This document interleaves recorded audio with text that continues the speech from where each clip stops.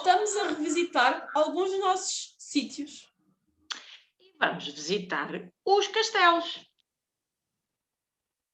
Mas não os podemos visitar assim, temos de ir buscar os cavalos e as armaduras. Então eu vou pedir emprestado ao meu amigo Arthur.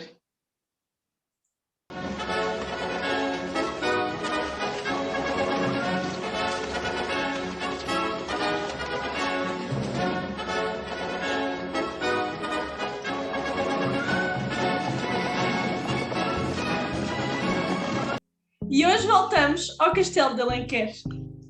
Esta, que é uma fortificação, a qual não sabemos bem quais eram as configurações das fases iniciais. À exceção que alguns dados históricos confirmam estas transformações.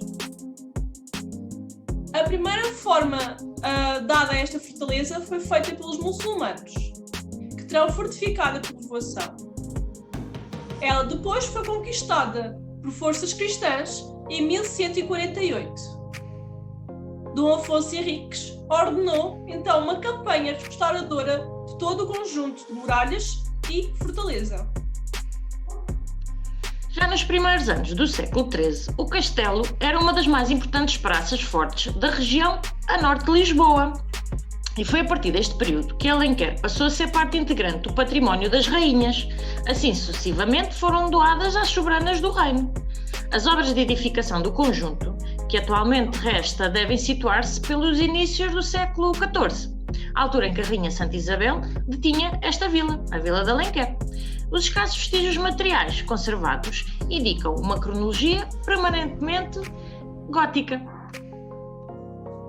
Ainda a Torre da Couraça, esta deverá ser de uma cronologia posterior à edificação do castelo e é uma imponente estrutura de mais de 18 metros de altura e foi bastante modificada nos séculos seguintes, tendo sido depois aproveitada para fins habitacionais privados.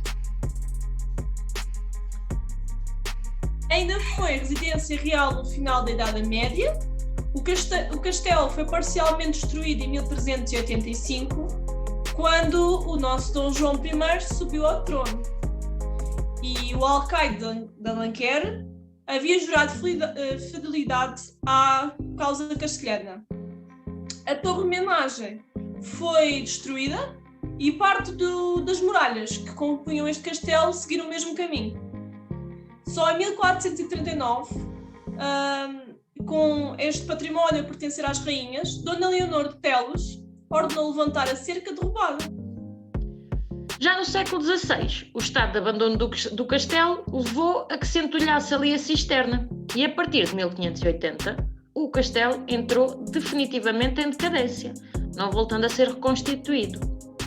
Paulatinamente passou a ser utilizado como pedreira e no século XIX foi a própria autarquia a determinar a demolição de algumas parcelas.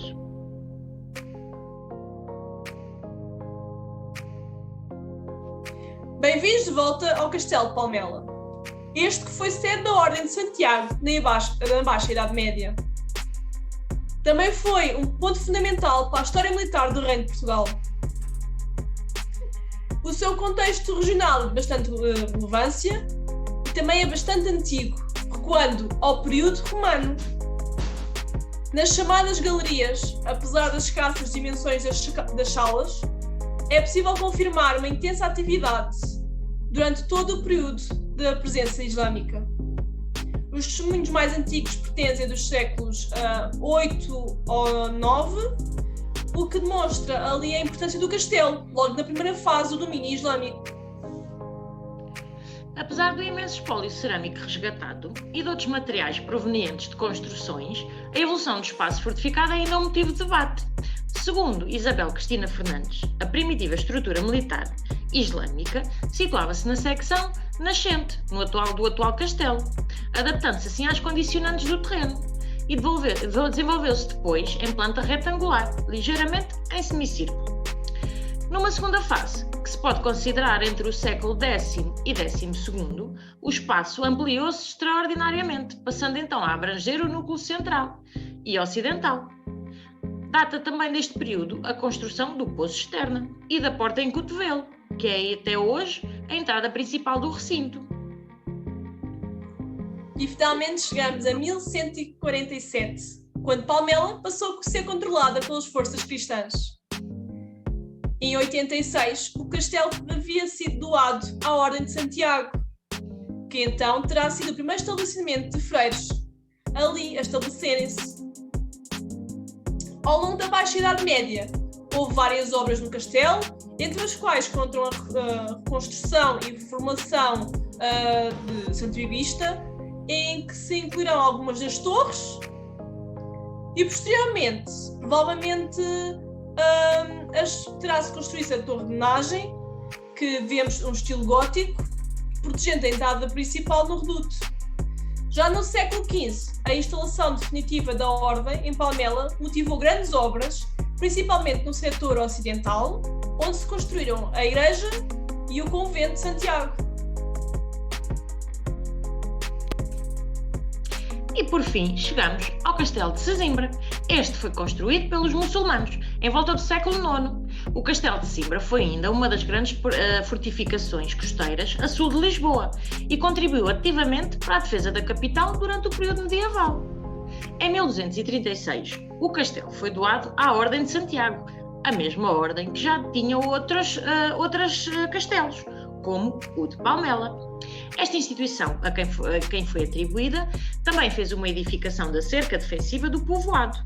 Já no século XIV, com Dom Dinis, houve aqui um reforço do conjunto, para o qual se edificou uma torre a poente, num ponto mais elevado, para que melhor se controlasse a costa. Depois chegámos à Idade Moderna, a melhor época moderna, como quisermos chamar. Trouxe a este castelo uma nova realidade, porque a importância deste foi-se perdendo devido às novas evoluções nas táticas militares. Então, a especialização da construção naval e das artes de pesca, ali mesmo embaixo de Sesimbra, foi protegida de outra forma. A defesa da costa, por essa altura, passava por modernas fortificações adaptadas ao seu uso. Da pólvora, claro, e já não por estas muralhas medieval altas, já não se usavam. E seriam bombardeadas com uma facilidade tremenda.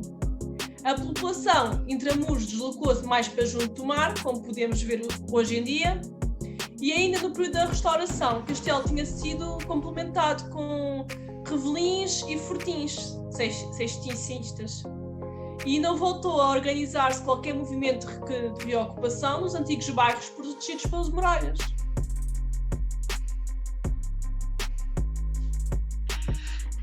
E assim, visitámos mais uns locais com informações para os nossos amigos mais curiosos. Lembrem-se, visitem o património, mas respeitem-no acima de tudo. E não se esqueçam de fazer like no nosso vídeo, subscrever o canal e ficarem ligados para mais vídeos Arqueo Explorers. Até sexta! Até sexta!